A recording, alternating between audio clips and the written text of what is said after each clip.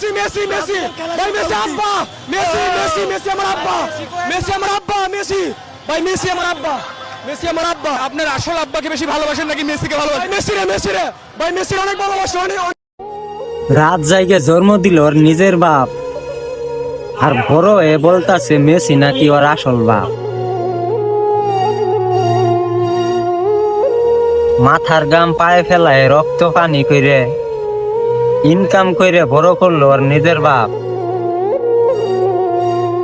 আর সেই টাকায় মানুষ হয়ে বলতাছে মেসি নাকি ওর আসল বাপ।